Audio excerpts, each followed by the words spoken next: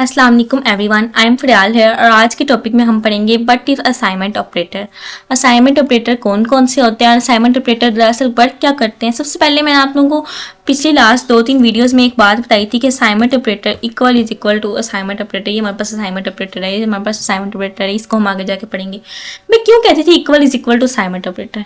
Equal दरअसल assign के लिए यूज होता है। सबसे पहला हमारे पास जो ऑपरेटर होता है वो असाइन के लिए। असाइन क्या होता है, व्हाट इज असाइन। असाइन क्या करता है, असाइन वो होता है जो हमारे वेरिएबल को असाइन करता है या वेरिएबल में वैल्यू को स्टोर करता है। जब हम किसी भी वेरिएबल में वैल्यू को असाइन करते हैं मीन हम उस वेरिएबल में वैल्यू को स्टोर कर रहे हैं। दरअसल असाइनमेंट ऑपरेटर का काम भी कुछ इस तरह का होता है कि वो वेरिएबल को स्टोर करवाता है और उन पर कुछ भी फंक्शन जो परफॉर्म करवाने हैं वो करवाता है। मुख्तलिफ ऑपरेटर्स हमारे पास। सबसे पहले हमारे पास असाइन ऑपरेटर। असाइन ऑपरेटर जिसके बारे में हमने पढ़ा भी हुआ है और वो है हमारे पास इक्वल ऑपरेटर। इक्वल ऑपरेटर हमारे पास किस तरह वर्क करता है, जैसे मैं इधर लिखा हुआ भी है x इज इक्वल टू 16। तो सपोज अगर मैं इधर कहूँ मेरे पास x इज इक्वल टू 7 है, ठीक है। अब मैं प्रिंट कर रही हूँ x को, तो मेरे पास क्या वैल्यू प्रिंट होगी। ऑब्वियसली मेरे पास x प्रिंट होगा और x की वैल्यू क्या है 7, तो ऑब्वियसली 7 प्रिंट होगा। जब मैं इसको रन करूंगी तो आप देख सकते हैं यहाँ 7 प्रिंट हो गया। अब इसमें ये 7 क्या है, x क्या है, ये भी हमें जानना चाहिए क्योंकि हम असाइन ऑपरेटर के बारे में पढ़ रहे हैं तो हमें सारी चीजें तफसील से पता होनी चाहिए। x को हम कहते हैं एल वैल्यू क्योंकि लेफ्ट साइड पे होती है और एल वैल्यू का एक रूल है कि ये हमेशा वेरिएबल होता है। मतलब इसमें हमेशा वेरिएबल होगा, कोई भी वेरिएबल, सपोज वो फरियाल है, सपोज FARB फर्ब के नाम से कोई वेरिएबल है, VAL1 वैल्यू 1 के नाम से कोई वेरिएबल है, नंबर के नाम से कोई वेरिएबल, कोई भी ऐसा वेरिएबल जो कि लेफ्ट साइड पे है उसको हम एल वैल्यू कहते हैं। जब भी हम असाइनमेंट ऑपरेटर यूज करते हैं तो हमारे पास एक एल वैल्यू होती है और एक आर वैल्यू होती है। जो लेफ्ट साइड की वैल्यू होती है, जैसे इधर एक्स है तो एक्स इधर हमेशा लेफ्ट साइड पे वेरिएबल होता है तो उसको हम एल वैल्यू कहेंगे। बिल्कुल उसी तरह राइट साइड पे भी कोई वैल्यू है जिसको हम कहते हैं एल आर वैल्यू। सपोज यहाँ 7 लिखा हुआ है तो अगर मैं कहूँगी 7 तो 7 हमारे पास एक आर वैल्यू है, मतलब राइट साइड की वैल्यू। और राइट साइड में हमारे पास वेरिएबल भी हो सकता है, एक्सप्रेशन भी हो सकता है, डिजिट भी हो सकता है, कोई भी नंबर हो सकता है, कोई भी लेटर हो सकता है, कोई भी कैरेक्टर हो सकता है, कुछ भी हम स्टोर करवा सकते हैं। लेकिन लेफ्ट साइड पे हम हमेशा वेरिएबल लिखते हैं। हमारे पास जो ऑपरेटर्स हैं नेक्स्ट उनको हम कहते हैं कंपाउंड असाइनमेंट ऑपरेटर्स। नीचे जो भी लिस्ट है उनको हम कहेंगे कंपाउंड असाइनमेंट ऑपरेटर। ये ऑपरेटर्स क्या करते हैं, ये एक ही वक्त पे हमारे पास ऑपरेशन भी परफॉर्म करवाते हैं और हमारे पास वैल्यू को असाइन भी करते हैं। इनको हम कहेंगे कंपाउंड असाइनमेंट ऑपरेटर्स। और जो हम फर्स्ट ऑपरेटर पढ़ेंगे वो है ऐड और असाइन ऑपरेटर और इसके बारे में हम डिटेल से अब देखते हैं। इसको हम कॉपी कर लेते हैं। तो नेक्स्ट हमारे पास जो ऑपरेटर है वो है ऐड एंड असाइन का। ऐड एंड असाइन ऑपरेटर क्या काम करता है, ऐड भी करता है और वैल्यू को असाइन भी करता है। वो किस तरह कि सपोज मैं कह रही हूँ x plus x is equal to 7। अब मैं एक वैल्यू लेती हूँ x, मुझे इस ऑपरेटर यूज करना तो मैं प्लस लिखूंगी, फिर इक्वल लिखूंगी और इसके आगे मैं लिख दूंगी 3। अब ये कैसे वर्क करेगा, इसकी क्या वैल्यूज हैं और इसको किस तरह वर्क करवाना है ये हम देखेंगे। इसके लिए इधर प्रिंट पे जाती हूँ। अब इधर देखें x is equal to 7, x की वैल्यू है 7, x plus is equal to 3। अब ये जो ऑपरेटर है हमारे पास प्लस इज इक्वल टू 3, ये है हमारे पास ऐड एंड असाइन का ऑपरेटर। इसका बेसिकली वर्क क्या होता है, ये किस तरह वर्क करता है, ये क्या करता है, इसको इस तरह, इसकी रियल फॉर्म, ये इसकी शॉर्टकट फॉर्म है और इसकी जो एक्सपेंडेड फॉर्म है वो ये है। ये किस तरह अपने आप को खोलता है, ये कहता है मैं हूँ x is equal to X plus 3। अब उसने कहा है कि x plus is equal to 3, मतलब x is equal to X plus 3, ये दोनों बातें सेम है। ये अपने आप को इस तरह एक्सपेंड करता है कि वो कहता है कि जो भी मेरे पास वैल्यू है उसमें प्लस कर दो मजीद एक x को। अब वो क्या कर रहा है कि x is equal to X plus 3, x की वैल्यू क्या थी 7, x की वैल्यू की जगह हमने क्या लिख दिया 7 और 7 प्लस 3 आंसर हमारे पास क्या आया 10। जब भी हम प्रिंट करेंगे x plus is equal to 3 लिख के तो हमारे पास प्रिंट करेंगे x को तो हमारे पास हमेशा आउटपुट में 10 आएगा। वो किस लिए, वो किस तरह कि जब हम इस फॉर्म को लिखते हैं, सपोज मैं इधर दोबारा इसको करके दिखाती हूँ। सपोज मैं एक वेरिएबल लिखती हूँ x, इसको मैं कहती हूँ ये मेरे पास है 1 के इक्वल, ठीक है। अब एक और वेरिएबल है x, इसको मैं कहती हूँ प्लस इक्वल टू 9। तो ये किस तरह बिहेवियर शो करवाएगा, ये इस तरह है x is equal to, basically ये इस तरह वर्क करता है x is equal to x plus 9। तो x is equal to x plus 9, x की वैल्यू क्या थी 1 प्लस और 9, अब हमारे पास x की वैल्यू क्या आएगी 10। तो ये इस तरह add and assignment operator work करता है हमारे पास।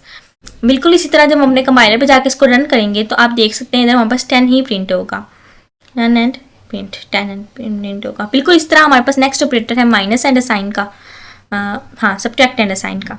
बिल्कुल इसी तरह अगर मैं इसी वेरिएबल के अंदर माइनस लिख दूंगी तो ये क्या करेगा कि x is equal to x minus is equal to 3। वो क्या करेगा, वो क्या कैसे बिहेवियर शो करवाएगा, वो क्या करेगा, वो करेगा x is equal to x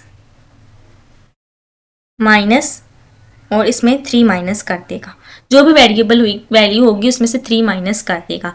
किस तरह, अगर मेरे पास x की वैल्यू 1 है तो सपोज 7 है उधर, तो 7 में से 3 माइनस हो जाएंगे, 7 माइनस 3, तो हमारे पास बदले में क्या आएगा आउटपुट में 4।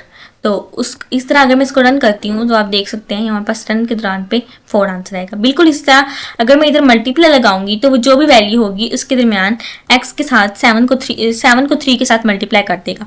रन करवा के देखें तो इधर हमारे पास 21 आंसर आना चाहिए, तो आप देख सकते हैं यहाँ 21 आंसर है और ये हमारे पास है मल्टीप्लाई एंड असाइन ऑपरेटर। ठीक है, बिल्कुल इसी तरह अगर मैं इधर डिवाइड का लगा दूं तो ये हमारे पास क्या करेगा, 7 में से 3 को डिवाइड कर देगा। हमारे पास डिवीजन का रूल है कि जब भी जो भी आंसर आएगा वो फ्लोट वैल्यू में आएगा। ये क्या करेगा कि 7 को अंदर रखेगा और 3 के साथ डिवाइड कर देगा और 3 2 ज़ार 6, तो 1 इधर आया है तो ये इसको ऊपर पॉइंट दे के इसको पूरा करेगा जी 1 पॉइंट और फिर इधर 0 और समथिंग जो भी वैल्यू हुई उस तरह। तो आप देख सकते हैं हम इसको रन करते हैं तो क्या आंसर आता है हमारे पास, 2 के आगे जो भी आंसर आएगा वो आएगा 2.33335। तो ये फ्लोट में वैल्यू रिटर्न करता है डिवीजन ऑपरेटर। बिल्कुल इस तरह अगर मैं नेक्स्ट हमारा ऑपरेटर जो है हमारे पास कौन सा ऑपरेटर होता है, मॉडुलस ऑपरेटर। मॉडुलस ऑपरेटर लिखूंगी तो हमारे पास 1 आंसर में आना चाहिए, क्योंकि जब हमने पीछे डिवाइड किया था तो उसका जो रिमाइंडर था वो 1 था। तो आप हम देखते हैं इधर डिवाइड करके, तो देखें हमारे पास मॉडुलस ऑपरेटर ने हमें 1 आंसर रिटर्न किया है। बेसिकली ये वर्क कैसे कर रहा है, बेसिकली ये इस तरह वर्क कर रहा है कि ये जो वैल्यू है ये इसको इस तरह कर देता है, x is equal to x modulus 3। ये बिल्कुल इसी तरह इसको काम करवाता है। बिल्कुल इस तरह अगर मैं इधर फ्लोर डिवीजन लगाऊंगी, फ्लोर डिवीजन, तो इधर ये क्या करेगा, फ्लोर डिवीजन के साथ इसको आंसर देगा x is equal to x divided by 3। अब हमारे पास 2 आंसर आना चाहिए, क्योंकि फ्लोर जो भी हमारे पास डिवीजन होती है वो हमारे पास हमेशा आंसर इंटीजर में रिटर्न करती है। ये हमने लास्ट लेक्चर में पढ़ा था, अगर किसी को नहीं पता तो हमारा लास्ट लेक्चर असाइनमेंट ऑपरेटर वाला देख सकता है जाकर। बिल्कुल इसी तरह जब मैं इधर लिखती हूँ x is equal to x minus is equal to 3, तो इसको इस तरह माइनस कर देता है। और ये इसको किस तरह करता है सोल्व, आगे मैं इसको करके भी दिखा देती हूँ। x is equal to 7 minus 3 और जो हमारे पास आंसर आएगा वो होगा हमारे पास 4। बिल्कुल ये इसके पीछे वाला प्रोसीजर है कि ये क्या करता है, इसको इस तरह ओपन कर देता है, x is equal to x minus 3 और x की वैल्यू क्या थी हमारे पास 7, तो 7 माइनस 3 और आंसर हमारे पास क्या आएगा 4। और एक्सपोनेंट साइन ऑपरेटर भी है हमारे पास, सॉरी ये मैं आपको पढ़ाना भूल गई। तो हम इधर क्या करेंगे, इधर एक्सपोनेंट लगाएंगे तो एक्सपोनेंट क्या करेगा 7 की पावर ले लेगा 3 तक, तो इधर भी 2 बार वो एक्सपोनेंट करेगा। ठीक है, इधर भी वो क्या करेगा 7 की पावर ले लेगा 3 तक, तो जो भी आंसर होगा वो हम इधर राइट कर टर्न करके देख लेते हैं क्या आंसर आता है हमारे पास। तो 343, ये हम चेक भी कर सकते हैं कि हमारे पास 7 की जो पावर होती है वो 3। अच्छा इधर कोई छोटा वर्ड नंबर लिख के देख लेते हैं कि 3 की पावर 3 क्या होनी चाहिए हमारे पास, रन करके देख लेते हैं। 3 की पावर 3 27 होती है, 3 3 9 9 3 27। यस सही आंसर दे रहा है वो। बिल्कुल ये हमारे पास छोटा सा हमारा आज का टॉपिक था। होप सो आप सबको समझ आई होगी असाइनमेंट की। ये बेसिकली कोई इतना बड़ा लंबा चौड़ा कॉन्सेप्ट नहीं है, इसमें हमने बस सिंपल असाइन करना होता है वेरिएबल्स को और उसको आगे से उनके फंक्शंस को परफॉर्म करवाना होता है। इसमें आपको मुख्तलिफ टास्क में दे दूँ लेकिन फ़ायदा नहीं है उसका। अगर मैं आपको कहूँ कि आपने यूज़र से इनपुट लेनी है, यूज़र से कहना है, सपोज इधर मैं आपको एक और करके दिखाती हूँ, इस सारे को हम कट कर देते हैं। एक अच्छी सी बात भी हम करके दे देते हैं। हम कहते हैं यूज़र से मैंने नंबर लेना है, नंबर मैंने लेना है, sorry number 1 is equal to int input. अब ये एक इनपुट वाला मैं आपको करवा रही हूँ कि इनपुट लेनी है यूज़र से, यूज़र को कहना है इंटर करो number, enter a number please.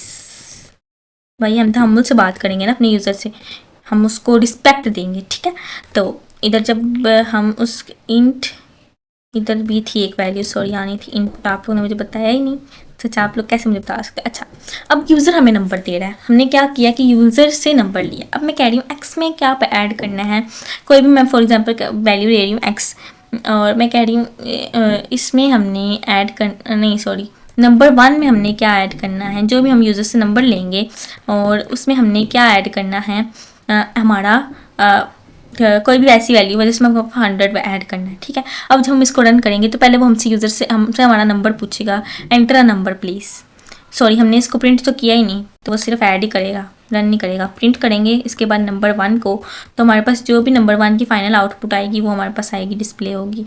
अब दोबारा इसको रन करते हैं तो हमसे पहले नंबर पूछ रहा है 1। अब मैं इसको कह रही हूँ मेरे पास 100 नंबर है, देखो उसने हमें 200 नंबर दे दिया। उसने क्या किया, इधर उसने क्या किया इसने क्या नंबर 1 में उसने इसको इसके इक्वल रखा, फिर नंबर 1 की जो वैल्यू थी उसमें उसने 100 को ऐड कर दिया। ठीक है, इस तरह हम यूज़र से भी इनपुट लेके इसको काम करवा सकते हैं। सपोज मैं इधर माइनस लिखती हूँ, तो मैं इसको रन करवाऊंगी तो मैं इधर एक यूज़र से नंबर लूँगी, सपोज मैं 900 ले रही हूँ, तो वो 900 में से 100 माइनस कर देगा, तो ऑब्वियसली मेरे पास 800 आंसर आ जाएगा। आज के लिए इतना ही, बाकी हम नेक्स्ट लेक्चर में पढ़ेंगे।